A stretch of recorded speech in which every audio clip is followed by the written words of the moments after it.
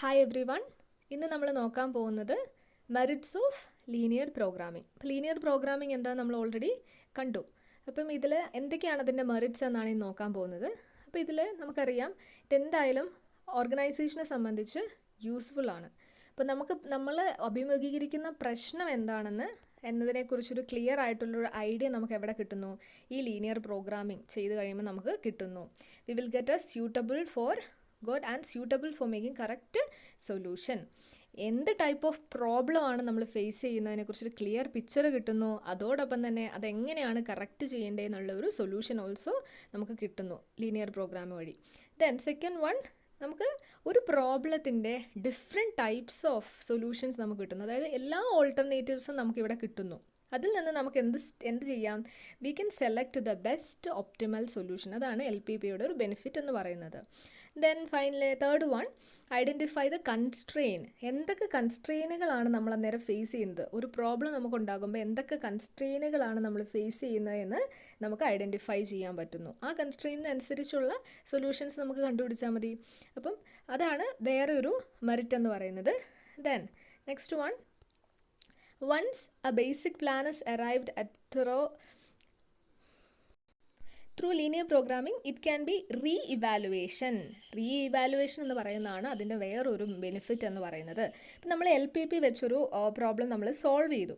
അത് സോൾവ് ചെയ്തതിന് ശേഷം നമുക്ക് എന്ത് ചെയ്യാം? അതിന് നമുക്ക് റീഇവാലുവേറ്റ് ചെയ്യാൻ and we can make necessary changes. Conditions നമുക്ക് എന്ത് ചെയ്യാം? ചേഞ്ച് ചെയ്യാം എന്നുള്ളതാണ് വേറൊരു ബെനിഫിറ്റ്. ദെൻ ദിസ് ടെക്നിക് നമ്മൾക്ക് എന്തിന് സഹായിക്കുന്നു? നമ്മൾ ഡിസിഷൻ മേക്കിങ്ങിൽ നമ്മൾ ഫേസ് ചെയ്യുന്ന ബോട്ടിൽ നെക്സ്, അതായത് തടസ്സങ്ങൾ, കൺസ്ട്രെയിനുകൾ എന്തൊക്കെയാണെന്ന് കണ്ടുപിടിക്കാൻ വേണ്ടി നമ്മളെ ഹെൽപ്പ് ചെയ്യുന്നു.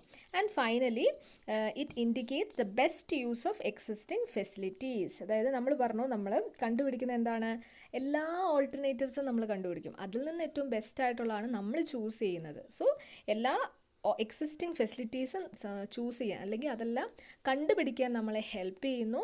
At the same time it also help us to select the best optimal course of action.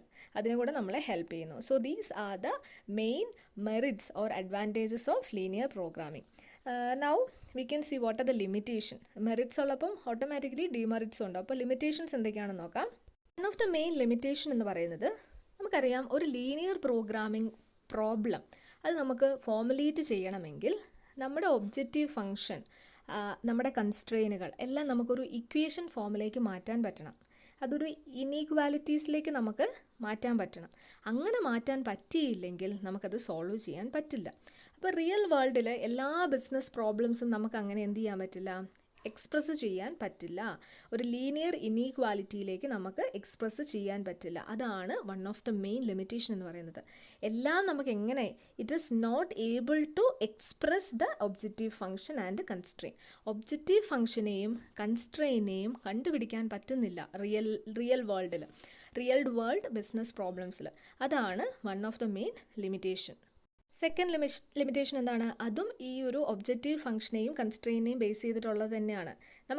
നമ്മൾ ഒരു തവണ ഒബ്ജക്റ്റീവ് ഫംഗ്ഷനും കൺസ്ട്രെയിനും സെറ്റ് ചെയ്ത് കഴിഞ്ഞാൽ നമുക്കത് ചേഞ്ച് ചെയ്യാൻ പറ്റുന്നില്ല എന്നുള്ളതാണ് ഒരു ലിമിറ്റേഷനായിട്ട് പറയുന്നത്. ഈ constraint and objective function should not be changed in the period of study. പക്ഷേ റിയൽ വേൾഡിൽ അങ്ങനെയല്ല. കൺസ്ട്രെയിനുകൾ മാറി മാറി വരും. ഈ ഒരു ടൈമിൽ നമുക്ക് ലാക്ക് ഓഫ് റോ മെറ്റീരിയൽ ആണെങ്കിൽ അത് കഴിഞ്ഞാൽ നമുക്ക് ചിലപ്പം ലാക്ക് ഓഫ് മാൻ ആയിരിക്കാം, അല്ലെങ്കിൽ ലാക്ക് ഓഫ് മെഷീൻ അവർ ആയിരിക്കാം. അങ്ങനെ ഫാക്ടേഴ്സ് ഓഫ് പ്രൊഡക്ഷൻ മാറി മാറി വരുന്നതനുസരിച്ച് നമുക്കിതിൽ മാറ്റം വരുത്താൻ പറ്റുന്നില്ല എന്നുള്ളതാണ് ഒരു ലിമിറ്റേഷൻ എന്ന് പറയുന്നത്. അടുത്ത ലിമിറ്റേഷൻ എന്താണ്? അടുത്ത ലിമിറ്റേഷൻ എന്ന് പറയുന്നത്, ഈ നമുക്ക് കിട്ടുന്ന ആൻസേഴ്സ് എപ്പോഴും എന്തായിരിക്കും? ഫ്രാക്ഷണൽ വാല്യൂസിലായിരിക്കും ആൻസേഴ്സ് ഉണ്ടാവുക. അപ്പോൾ അതിൽ നിന്ന് ഒരു ആൻസറിലേക്ക് അല്ലെങ്കിൽ ഒരു സൊല്യൂഷനിലേക്ക് എത്തുക എന്ന് പറയുന്നത് ഇറ്റ്സ് എ ഡിഫിക്കൽട്ട് ടാസ്ക്. അതാണ് വേറൊരു ലിമിറ്റേഷനായിട്ട് പറയുന്നത്. Then management goals have conflicting multiple goals. Linear programming will fail to give a correct solution. അപ്പം നമ്മൾ പറയുന്നു നമുക്കിത് ലീനിയർ പ്രോഗ്രാമിംഗ് എന്ന് പറയുന്നത് ഒരു സയൻറ്റിഫിക് ടെക്നിക്കാണ്. അപ്പോൾ സയൻറ്റിഫിക് ടെക്നിക്ക് വെച്ച് നമ്മൾ സയൻറ്റിഫിക് സൊല്യൂഷൻസ് ആണ് കണ്ടുപിടിക്കുന്നത്. അപ്പം അവിടെ നമുക്കെന്താണ് പല പല കോൺഫ്ലിക്റ്റിംഗ് ആയിട്ടുള്ള ഡെസിഷൻസ് ചിലപ്പോൾ എടുക്കേണ്ടി വരും. അതിനൊന്നും നമുക്കിത് യൂസ്ഫുൾ അല്ല. ഇതിന് സയൻറ്റിഫിക് ആയിട്ടൊരു റിസൾട്ട് ഉണ്ട്, അതിൽ വെച്ച് അതിൻ്റെ ബേസിസിൽ മാത്രമേ നമുക്ക് ഡെസിഷൻ എടുക്കാൻ പറ്റുള്ളൂ. പക്ഷേ ആക്ച്വൽ മാനേജ്മെൻറ്റ് ഡെസിഷൻ എന്ന് പറയുന്നത് ഈ ഒരു ഇതിൻ്റെ ബേസിൽ മാത്രം നമുക്ക് എടുക്കാൻ പറ്റില്ല. സിറ്റുവേഷൻ അനുസരിച്ച് നമുക്ക് ഫ്ലെക്സിബിലിറ്റി വേണം, നമുക്ക് ചേഞ്ച് ചെയ്യാൻ പറ്റണം ഡെസിഷൻസ്. അങ്ങനെ ഒരു പോസിബിലിറ്റി എന്തിനില്ല? LPPക്ക് ഇല്ല. അടുത്തത്, it does not consider the effect of time and uncertainty. അത് വേറൊരു ലിമിറ്റേഷനായിട്ട് പറയുന്നു. ടൈം ആൻഡ് അൺസർട്ടൈൻ ആയിട്ടുള്ള കാര്യങ്ങൾക്ക് നമുക്ക് എന്ത് ചെയ്യാൻ പറ്റുന്നില്ല? ഡെസിഷൻ എടുക്കാൻ പറ്റുന്നില്ല. ദെൻ ഫൈനലി നമുക്കറിയാം റിയൽ വേൾഡ് പ്രോബ്ലംസ് എന്ന് പറയുന്നത് മച്ച് മോർ കോംപ്ലെക്സ്. നമ്മൾ ഈ ഒരു ഇക്വേഷനിലേക്ക് ഫോമുലേറ്റ് ചെയ്യുന്നതിനേക്കഴിഞ്ഞും വളരെ കോംപ്ലെക്സ് ആണ് സാധാരണ റിയൽ ലൈഫിലുള്ള പ്രോബ്ലംസ്. അതൊന്നും നമുക്ക് എന്ത് ചെയ്യാൻ പറ്റണമെന്നില്ല, ഈ ഒരു ഇനീക്വാലിറ്റീസിലേക്ക് കൊണ്ടുവരാൻ പറ്റണമെന്നില്ല. കൺസ്ട്രെയിനുകളാക്കി ഒബ്ജക്റ്റീവ് ഫംഗ്ഷൻ ആക്കി അത് തമ്മിലുള്ള റിലേഷൻഷിപ്പ് ഒന്നും നമുക്കൊന്ന് എക്സ്റ്റാബ്ലിഷ് ചെയ്യാൻ പറ്റിക്കൊള്ളണമെന്നില്ല. So these are the limitation. അത് പ്രാക്ടിക്കബിലിറ്റീൻ്റെ ഒരു പ്രശ്നമാണ് നമുക്കൊരു ലിമിറ്റേഷനായിട്ട് മെയിനായിട്ട് പറയാൻ പറ്റുക. ഇപ്പോൾ പ്രാക്ടിക്കൽ ഒരു പെട്ടെന്ന് സഡൻ ആയിട്ടൊരു സൊല്യൂഷൻ കിട്ടേണ്ട ഒരു സിറ്റുവേഷനിൽ നമുക്ക് ഈ ഒരു LPP എത്രത്തോളം യൂസ്ഫുൾ ആണ് എന്നുള്ളത് ഒരു ക്വസ്റ്റ്യൻ ആണ്. Okay, next we can see what are the basic requirements of linear programming. എന്തൊക്കെയാണ് നമുക്കൊരു ലീനിയർ പ്രോഗ്രാമിംഗ് ചെയ്യണമെങ്കിൽ ആവശ്യമായിട്ടുള്ള കാര്യങ്ങൾ. First one, we should have A well defined objective function. അപ്പോൾ നമ്മുടെ ഒരു ലീനിയർ പ്രോഗ്രാമിങ്ങിൻ്റെ മെയിൻ എന്ന് പറയുന്നത് ഒബ്ജക്റ്റീവ് ഫംഗ്ഷനാണ്. ഈ ഒബ്ജക്റ്റീവ് ഫംഗ്ഷൻ എന്ന് പറയുന്നത് either to maximise profit or to minimise the cost. അതാണ് ഒബ്ജക്റ്റീവ് ഫംഗ്ഷനായിട്ട് നമ്മൾ വെക്കുന്നത്. അപ്പോൾ ഒരു വെൽ ഡിഫൈൻഡ് ഒബ്ജക്റ്റീവ് ഫംഗ്ഷൻ ഉണ്ടായിരിക്കുക എന്നുള്ളതാണ് ഒരു LPP ചെയ്യാനുള്ള ഫസ്റ്റ് സ്റ്റെപ്പ് എന്ന് പറയുന്നത്. ഓക്കെ, ദെൻ സെക്കൻഡ് വൺ നമുക്ക് ആവശ്യമായിട്ടുള്ള എന്താണ്? കൺസ്ട്രെയിനുകളാണ്. കൺസ്ട്രെയിനുകൾ എന്താണ്? കൺസ്ട്രെയിനുകൾ എന്ന് പറയുമ്പോൾ നമ്മൾ അനുഭവിക്കുന്ന റെസ്ട്രിക്ഷനുകളാണ്. ഓക്കെ, അപ്പോൾ ഒരു പ്രൊഡക്ഷൻ ആക്ടിവിറ്റി നടക്കുമ്പോൾ നമുക്ക് അവിടെ പല രീതിയിലുള്ള തടസ്സങ്ങൾ നമുക്ക് വരാൻ സാധ്യതയുണ്ട്. Production capacity, man power, time machine etcetera. അപ്പം ആ രീതിയിലുള്ള റെസ്ട്രിക്ഷനുകളെ നമ്മൾ ഐഡൻറ്റിഫൈ ചെയ്യുക.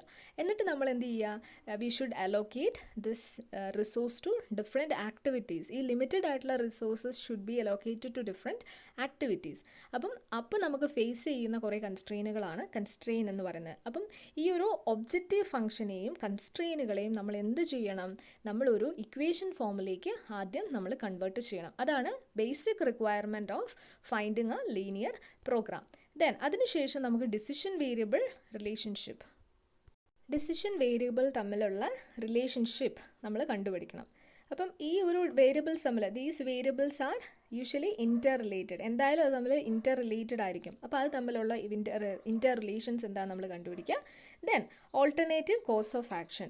അപ്പം അവിടെ നമ്മൾ they should be an alternative course of action for selecting the best course of action. നമ്മൾ പറയുന്നു ഏതൊരു പ്രോബ്ലത്തിനും പല സൊല്യൂഷൻസ് ഉണ്ടാകും. ആ സൊല്യൂഷനിൽ നിന്ന് ബെറ്റർ നമ്മൾ ചൂസ് ചെയ്യണമെങ്കിൽ നമ്മൾ ആ എല്ലാ സൊല്യൂഷൻസും നമ്മൾ ആദ്യം കണ്ടുപിടിക്കണം. അതിൽ നിന്ന് നമുക്ക് ബെറ്റർ സൊല്യൂഷൻ കണ്ടുപിടിക്കാൻ പറ്റുകയുള്ളൂ എന്നാണ് പറയുന്നത്. Then one of the main thing ആണ് അടുത്തതായിട്ട് പറയുന്നത് non negative restrictions or constrain. നമ്മൾ ഏത് പ്രോബ്ലം ചെയ്യുമ്പോഴും നമ്മൾ അതിൽ നോൺ നെഗറ്റീവ് കൺസ്ട്രെയിൻസ് നമ്മൾ കൊടുക്കണം. അത് നമ്മൾ കൊടുക്കുന്നതാണ് x1 is greater than or equal to 0 അങ്ങനെ കൊടുക്കുകയാണ് ചെയ്യുന്നത്. പ്രോബ്ലം ചെയ്യുമ്പോൾ മോർ ക്ലിയർ ആവുമെന്ന് വിചാരിക്കുന്നു. അപ്പോൾ അവിടെ ആ നെഗറ്റിവിറ്റി ഒഴിവാക്കാൻ വേണ്ടിയിട്ടാണ് നമ്മളത് കൊടുക്കുന്നത്. നെഗറ്റീവ് ആൻസേഴ്സ് നമുക്ക് പാടില്ല. അതുകൊണ്ട് ആ നെഗറ്റിവിറ്റി ഒഴിവാക്കാൻ വേണ്ടി നമ്മൾ കൊടുക്കുന്നതാണ് non negative constraints. So these are the basic requirement. First of all objective function, then constraints, decision variables, alternative course of action and non negative constrain. ഈ 5 കാര്യങ്ങളാണ് നമ്മുടെ ഒരു ലീനിയർ പ്രോഗ്രാമിംഗ് പ്രോബ്ലം ചെയ്യുന്നതിന് വേണ്ടിയിട്ടുള്ള റിക്വയർമെൻറ്റ്സ് എന്ന് പറയുന്നത്. നെക്സ്റ്റ് നമുക്കതിൻ്റെ assumptions നോക്കാം. എന്തൊക്കെയാണ് ഒരു ലീനിയർ പ്രോഗ്രാമിംഗ് പ്രോബ്ലം നമ്മൾ ചെയ്യുമ്പോൾ നമ്മുടെ അസംഷൻ എന്ന് പറയുന്നത്? First one, linearity. ഞാൻ ഓൾറെഡി പറഞ്ഞു. ആ ഒരു ലീനിയറിറ്റി എന്ന് പറയുമ്പോൾ എന്താണ്? They should be A linear relationship. അതായത് നമ്മുടെ ഒബ്ജക്റ്റീവ് ഫംഗ്ഷനും കൺസ്ട്രെയിനുകളും ഉണ്ട്. അത് തമ്മിൽ ഒരു ലീനിയർ റിലേഷൻ, ലീനിയർ ഇക്വേഷനിലേക്ക് നമുക്ക് എന്ത് ചെയ്യാൻ പറ്റണം? ഫോമുലേറ്റ് ചെയ്യാൻ പറ്റണം. എങ്കിൽ മാത്രമേ നമുക്ക് ലീനിയർ ഇക്വേഷൻ ചെയ്യാൻ പറ്റുള്ളൂ. കൺസ്ട്രെയിനുകളെയും ഒബ്ജക്റ്റീവ്സിനെയും നമ്മൾ ആദ്യം ഒബ്സർവ് ചെയ്യുന്നു. അതിനെ എന്താക്കി മാറ്റണം? ലീനിയർ ഇക്വേഷനാക്കി മാറ്റണം. ദെൻ ഫൈനൈറ്റ്നെസ് എന്ന് പറയുന്നത് we should have constraints in A finite number. അതായത് നമുക്ക് എണ്ണാൻ പറ്റുന്ന കൺസ്ട്രെയിനുകൾ മാത്രമേ നമുക്ക് എന്ത് ചെയ്യാൻ പറ്റുള്ളൂ? LPP വെച്ച് സോൾവ് ചെയ്യാൻ പറ്റുകയുള്ളൂ. കുറേ ഇൻഫൈനൈറ്റ് നമ്പർ ഓഫ് കൺസ്ട്രെയിൻറ്റ്സ് വന്നിട്ടുണ്ടെങ്കിൽ നമുക്കത് practically impossible to calculate. Okay, then third one additivity. Some source used to buy different activities must be equal to the total quantity of resources used to buy each activity individually. അപ്പം നമുക്ക് some quantity എന്ന് പറയുന്നത്, total source എന്ന് പറയുന്നത് എന്തിനോട് equal ആയിരിക്കണം? നമ്മൾ പല പല ആക്ടിവിറ്റീസിലായിട്ട് വീതിച്ചു കൊടുത്തിരിക്കുന്ന ആ അതിൻ്റെ ടോട്ടൽ ക്വാണ്ടിറ്റിയും നമുക്ക് അവൈലബിൾ ആയിട്ടുള്ള ടോട്ടൽ ക്വാണ്ടിറ്റിയും ഈക്വൽ ആയിരിക്കണം എന്നാണ് പറയുന്നത്. Then next one certainty. Certainty എന്ന് പറയുമ്പം all model coefficient like unit profit contribution of each product are assumed to be known with certainty. അതായത് നമുക്ക് കോയഫിഷ്യൻറ്റുകൾ കറക്റ്റായിട്ട് അറിയണം. നമുക്ക് വേരിയബിൾസ് ഉണ്ട്, അതിന് കോയഫിഷ്യൻറ്റുകളുണ്ട്, ഒബ്ജക്റ്റീവ് ഫംഗ്ഷനും കൺസ്ട്രെയിനുകൾക്കും. അപ്പോൾ അത് നമുക്ക് വ്യക്തമായിട്ട് അറിയാൻ പറ്റണം. കോയഫിഷ്യൻറ്റുകളെക്കുറിച്ച് സെർട്ടൈൻ ആയിട്ടുള്ളൊരു ഐഡിയ ഉണ്ടാകണം എന്നാണ് പറയുന്നത്. Then divisibility. ഡിവിസിബിലിറ്റി എന്ന് പറയുമ്പോൾ നമുക്ക് കിട്ടുന്ന ആൻസേഴ്സ് നമുക്ക് ഇൻറ്റീജേഴ്സിലാവണമെന്നില്ല, ഹോൾ നമ്പേഴ്സിലാകണമെന്നില്ല. The solution figures are divisible and may take any fractional value. അതിനുള്ള പോസിബിലിറ്റി ഡിവിസിബിൾ ആണ് എന്നാണ് പറയുന്നത്. Then deterministic. Condition of certainty exists with each problem. That means the coefficient in the objective function and the constraint are completely known.